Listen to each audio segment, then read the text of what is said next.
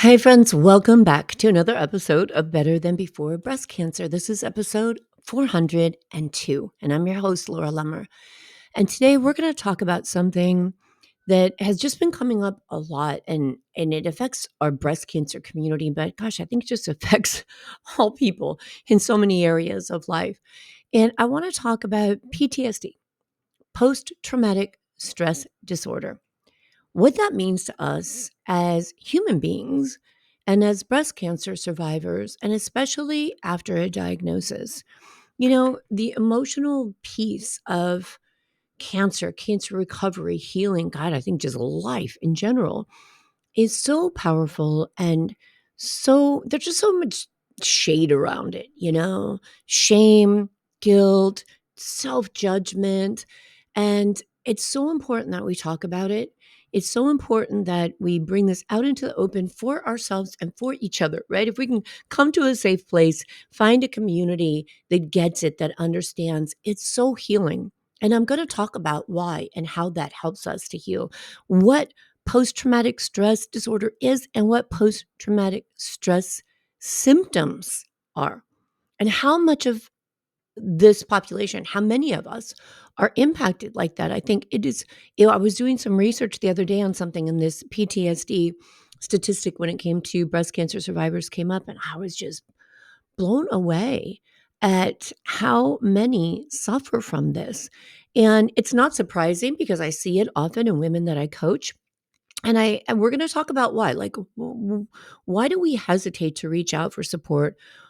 Why do we not recognize sometimes these symptoms that are happening to us for what they actually are? You know, you think about, of course, when you get a diagnosis in that moment, and at the time of diagnosis, that of course it's traumatizing. But I think you're going to be surprised to hear how long these symptoms impact us and how powerful they can be. These psychological effects of a trauma like breast cancer can linger for months and years. They show up as anxiety, hypervigilance, like overly focusing on every little thing, on toxins, on nutrition, on all the things. And I hear this all the time. I'm doing all the things. I'm doing all the things. So this blood test better show up this way. And that creates a lot of anxiety. It can show up as emotional numbness, or it can show up as full blown PTSD. It can grow into depression. I already mentioned anxiety. And so I want to talk about it because I see a lot of this. I see so many women struggle to support themselves, to recognize what they're going through, to hold space for it, to honor it, and to just allow themselves to get the support they need, and allow themselves to recognize that there's nothing wrong with them because we've been through a trauma, and the trauma extends. There's big T traumas and little T traumas. I think a breast cancer diagnosis is a big T trauma, but we can compound that because life is hard, right? Lots of times struggles come up, and we have to be able to look at what we're struggling with in life, why we're struggling with it, what traumatic episodes we've been through. And kind of, I think about it a little bit in the same way as I think about toxic burden from chemical exposures, right? We have like this trauma burden, and the trauma burden builds up. So if there's just little things that have happened throughout our lives, lots of times we try to dismiss it and we say, oh man, so many people have it worse than I do. And I like to tell people, it's like we cannot go into comparison mode when it comes to suffering. If you're suffering, your suffering is real and it's painful and it sucks. And you can't, and I hope that you won't dismiss it by comparing it to the severity of your perception of someone else's struggle, right? So whether our trauma comes through financial issues, relationship issues, worries about children, job stress, all of these things, they add up, they add up, they add up. If we don't let ourselves find the support we need, recognize that it's difficult, understand that it requires cognitive skills, abilities to cope with these different things and to actually process them and not stuff them.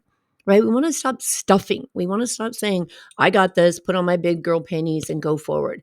Maybe putting on your big girl panties is the ability to hold space for all of the emotions.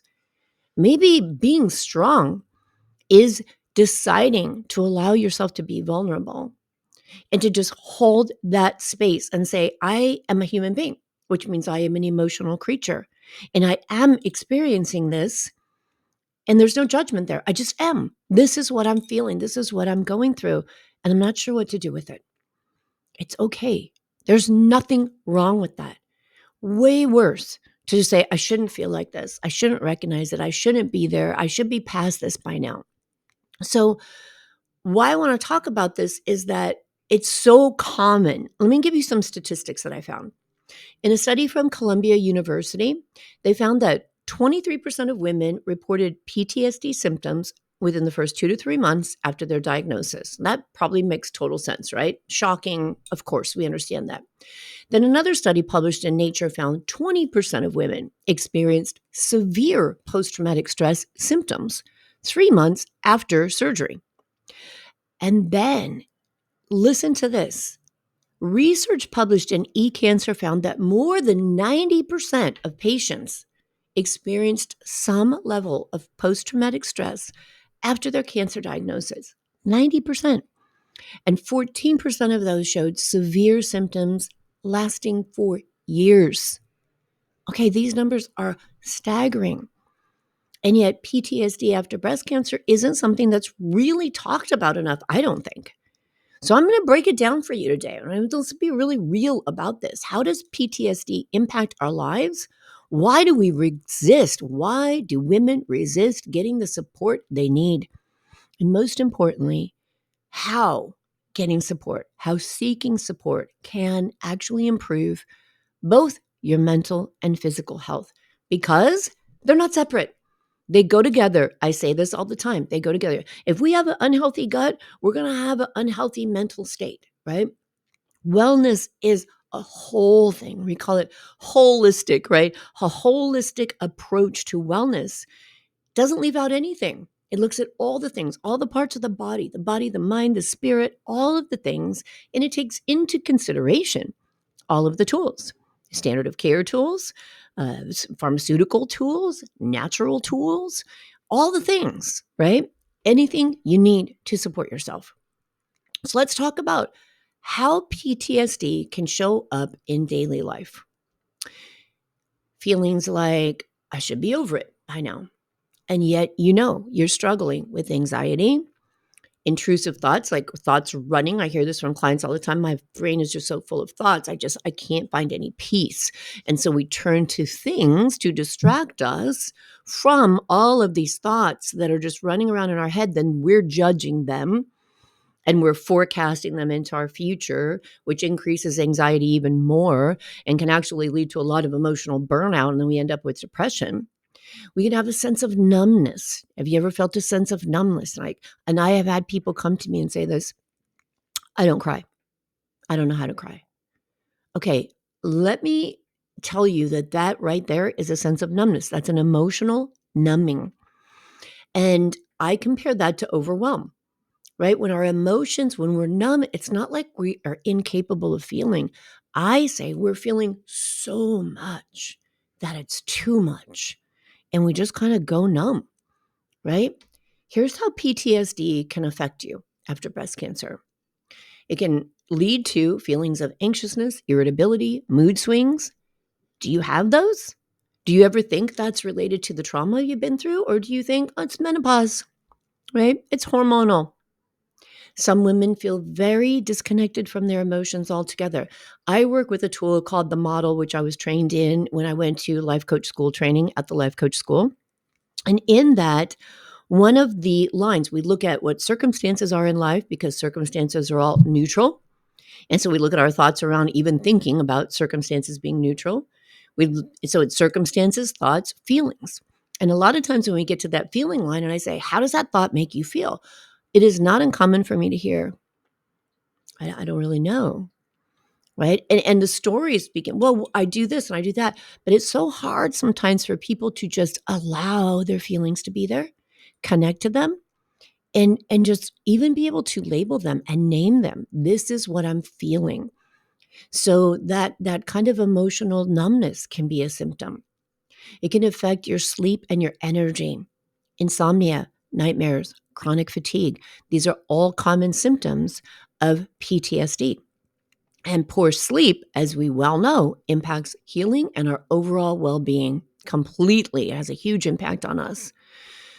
PTSD can affect your ability to move forward, right? In my membership, Better Than Before Breast Cancer, and everything I do and everything I coach on is creating a life you love, creating a life you want. But sometimes, if we are not conscious of what's happening in our emotions, we don't move forward, right? PTSD can keep you in a state of this hypervigilance where your energy, your thoughts, everything, all of your intentions go into cancer, right? We think we want to heal. We think we want to create a healthy lifestyle, but what we're thinking about all the time is, will this give me cancer? Will this reduce my risk of cancer? And it's just this hyper state of vigilance when it comes to anything that you think could influence cancer in some way. So it makes it hard for you to feel safe in your own body.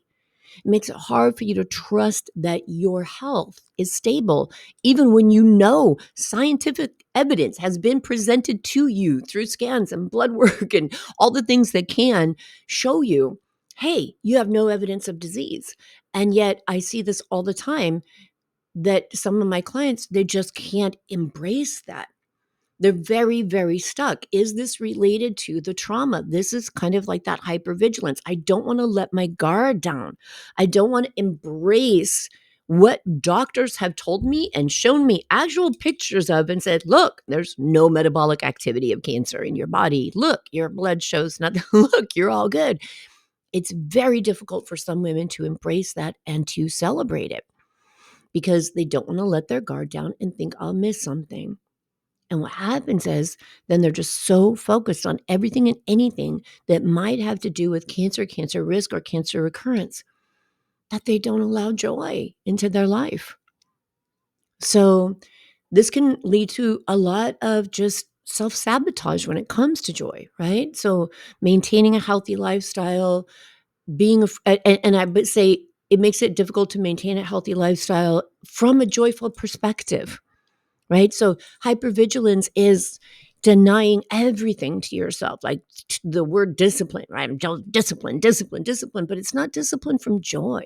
It's not going into a fasted state because you believe that this is a good thing for you and you feel good energy when you go into it. And you love that this is a tool available to help cleanse and rebuild the immune system, right? It's going into a fasted state for this amount of hours because I was told this is what it will do and I'm miserable and I hate it and I'm doing it anyway, right?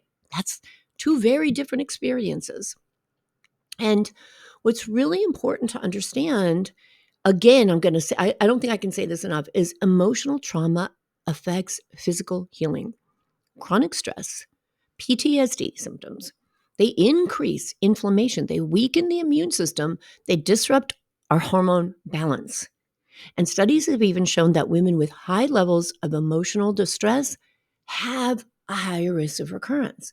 So it's this weird, crazy, cyclical thing, right? I'm afraid of getting cancer, so I'm hypervigilant about getting cancer, and then that causes me to be stressed out. Then that increases my risk of cancer. Happiness heals, joy heals. Loving life improves your quality of life. And when I say heals, it's not like, oh, I'm going to be out happy one day and I'm healed the next day. You know what I mean? It contributes to better outcomes when we invite joy and live a joyful life. Okay. So, do you have post-traumatic stress symptoms? Have you ever wondered, why do I still feel like this? Why can't I just move on? Do you judge yourself for it? Because it's not because you're weak. It's because trauma leaves an imprint in your mind and your body. And healing takes time and energy and intention and effort. And so if PTSD is this common, if 90% of women diagnosed with breast cancer in a study show that they have had some kind of PTSD symptoms, why don't we talk about this more? Why don't we seek more help for this? Why do so many women feel like they've got to figure this out on their own? You know, in my Better Than Before breast cancer membership, I'll often have people call or book a call or a consultation or a Q&A or send me email, and they will say over and over, well, I just don't do the group thing. You know, I just don't want my talk about my personal life. I just don't want to share what I've been through. And that in and of itself, we have to question, why do we feel like that? Why do we feel like we have to do this on our own? Now, looking for a safe space where you can be vulnerable and you can express yourself, where a space is being held for you, and it's not just a bitch session, but it's designed so that you can process these thoughts to be able to move forward in your life. That's a good thing to focus on, right? We want to make sure that when we look for support, we find that environment that helps us feel like we're moving forward in life, not being stuck and just complaining about what is happening, but also holding space to express what is happening, right? There's a difference. There's a difference between saying, this is what I'm doing and this is what I'm feeling and this isn't where I want to be, and then just being stuck there, right? When we're trying to put intention into processing it, working through it, figuring it out so that we can release it. First pillar, breast cancer recovery, release it, releasing those thoughts, emotions, that stories that keep us stuck so that we can do the things to support and renew ourselves, right? So why do we feel like we have to push through it? Why do we feel like we've got to get back to normal as soon as possible? I hate that saying, and you know that if you listen to this podcast with any regularity, I feel like that. I think there's also in women this story, and in society, this pressure to be grateful, right? We hear, you should just be happy you survived. So then when we struggle emotionally, we feel guilty. We tell ourselves other people have it worse. We go back into that comparison. We say, I'm weak, I should be stronger. And it's bullshit. Okay. We have this fear of burdening others. If I express myself, I don't want them to worry about me. Guys, that's why we're in relationships. What do we want from relationships? Support, caring, joy, connection. If we're not willing to allow ourselves to express what is real and where we're at, and if we choose the thought, if I share where I'm at, if I share what I'm experiencing, I'm a burden. Why would we choose that thought? Why would you choose that thought? If I express what I'm feeling and what I'm going through to get support from this person I love, it's a gift for them to be able to be there for you, right? Do you know how difficult it is? Think about someone you love in your life, and when they're going through something challenging, you can see, you can tell, this person, that they're worried or they're in fear, they're struggling. And every time you ask about it, they're like, yeah, it's fine. I'm good, right? It's all good. Or you do it yourself, right? People ask you, and they know because they're asking you. They're like, I know something's wrong. You don't seem yourself right. No, I'm fine. I'm fine. This is complete disconnection, right? This is not serving anybody in any way. And when you love someone and they're in that position and you go to them, what do you want? You want to support them. You want them to be open and honest with you. You want to help them in their healing and their processing, right? So why would we choose the thought, I'm a burden to others? Just think about that. So we go through treatment. It can last months. It can last years. And then we get done with treatment. And now we've got to process all the trauma of treatment.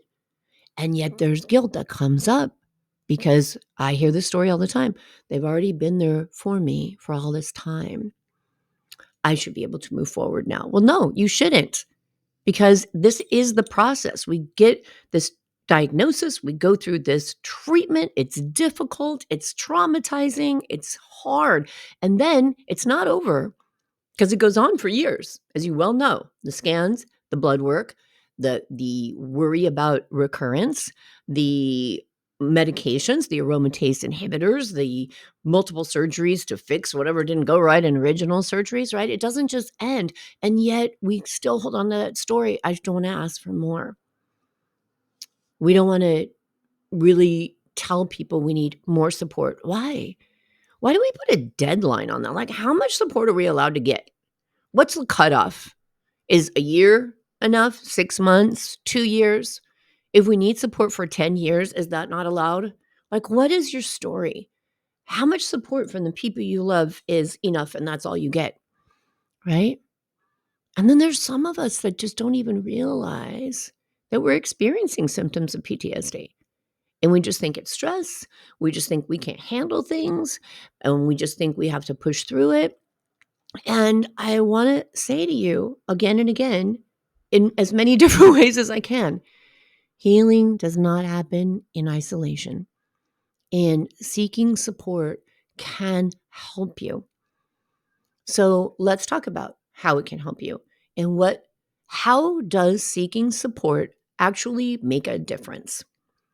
Well, studies have shown that women who engage in emotional healing, whether that's through therapy, support groups, or mind body practices, actually experience lower stress levels, improved immune function, and better physical recovery.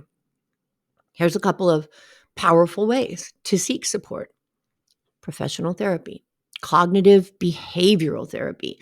Cognitive behavioral therapy is a wonderful approach to just looking at the mind. Cognitive thinking, the way we think, right? And the way we behave. The way we think influences the way we behave. So getting that support, getting that therapy, doing that work through some channel that helps you look at your thoughts and learn the skills and ability to reframe them. Very helpful. EMDR, eye movement desensitization and reprocessing. This is a super powerful process. And I have several clients who have done this, and it's just done wonders for them. And so I would put links in the show notes for this episode to some resources that you can check out for EMDR, cognitive behavioral support. Support groups, I've already mentioned, Better Than Before Breast Cancer group, right? There's lots of groups out there. There's all kinds of nonprofit organizations. There's different, after breast cancer coaches popping up all over the place now. And it's wonderful. It's great. Connecting with other women who've been through breast cancer is life-changing if it's done in a healthy and constructive environment, right? So I think this is a very important thing because I mentioned it a little while ago, a few minutes ago, that I'll have women come to me and say, just like, yeah, not the group thing, or yeah, I don't come to they'll join my membership and watch the recordings of everything, but not show up in the live group calls, right? And it's interesting because when they finally decide to try it, I have never yet heard someone who hasn't said, I felt a lot better after that. Or even if they never spoke during the call, that they heard something, they say, wow, that was really powerful. That helped me to shift. That helped me to see that I'm going through that too, right? So it can be really powerful when you find the right support group that resonates with you and, again, is constructive, right? Mind-body healing, yoga, trauma-sensitive yoga, mindfulness, breath work, mindfulness, stress reduction practices, journaling, self-reflection, getting things out of your head. I often will share this with my clients that it's, I'm a huge Harry Potter fan, and there's that episode where Dumbledore just like pulls, thoughts out, and there are these wispy little things. And I think about that energy of thoughts in our head. And when we pull them out and we put them on a piece of paper and we make them tangible and we can see it, and even if we just set aside 5 minutes to get thoughts out of our head and on a piece of paper, we can acknowledge that this is true. This is what I'm thinking. This is true. This is what I'm feeling. And it can have a huge impact for you. So if you're listening to this and you're thinking, I know I need support, but I don't know where to start, take a small step. Do one of the things that I just mentioned. Start to have a journal. Now, I hear this is not uncommon for me to hear. People are afraid to journal. Because if they're honest with themselves about what they're thinking and feeling, they're afraid someone else will come across it. If that's you, know that you can write things down. The exercise is equally as effective. You can write it down. You can get it out of your head, and then you can shred it. You can burn it. You can throw it in the trash can. Okay? If you're not comfortable leaving something around that's your raw and vulnerable thoughts, write them down and get the relief, and then get rid of it. Okay? Reach out to a friend. Check out a group coaching session. Just even a small step towards that healing is just to acknowledge that you deserve healing. It's to acknowledge you deserve support, and support can improve your physical health in so many ways. All right. I want to leave you with this thought. Healing is not just about being cancer free. And, there's evidence of that I shared a few minutes ago when I have clients come to me who are cancer free and display no joy, can't allow themselves to embrace that, will not accept it mentally, just won't believe that it's true, and continue to just be caught up in this cycle of stress and fear. So if cancer free meant healing, I think people would be in a lot different mental state. But it's not just about the scientific evidence that there's no metabolic activity of cancer in a body. It is about reclaiming your life in a way that feels good, in a way that feels whole, in a way that feels joyful. It is about allowing yourself to completely be your authentic self, to be completely comfortable being you. No hiding. You don't have to hide who you are, what your desires are, what you want, what you're feeling. And you don't have to go through it alone. Connection is a big part of this. There's support out there, there's healing out there, and there's a life out there that is open for you to create it in any way you want. A life out there, again, we'll go back to what my favorite quote from Naisha Winters: you cannot get well in the same life you got sick in. So there is opportunity to create a life that is better than before the diagnosis of breast cancer. But you got to reach out, right? How do you do that if you don't know how, if you don't have the skills, if you've never had to make really, or you've never chosen to make really big changes in your life and then deal with all the emotions and thoughts and consequences that come up as a result of that, right? It's not easy. And that's it, all the more reason for support, because it's not easy, right? When things aren't easy, having someone to talk to, getting words, again, energy, expressing yourself, getting that out of your body is amazing. It does wonders. So if you're struggling, if you think you need support and you're not reaching out to get it, I hope that this helps you to know there's nothing wrong with you. You're not alone. You're not broken. You're not weak. None of those self-judgment labels are true. You've been through a trauma. It's impacting you. And dealing with that is part of the healing process. All right. So give yourself enough love, enough compassion, and enough space to get the help that you need. All right, friends. Resources are going to be in the show notes, thebreastcancerrecoverycoach.com/402. You'll also find links right here where you're listening to this podcast or watching it on YouTube. And please subscribe and follow wherever it is that you're listening. And know that it's not only okay, but encouraged to get the help you need so that you can live a joyful life. All right, friends. I'll talk to you again next week. Take care.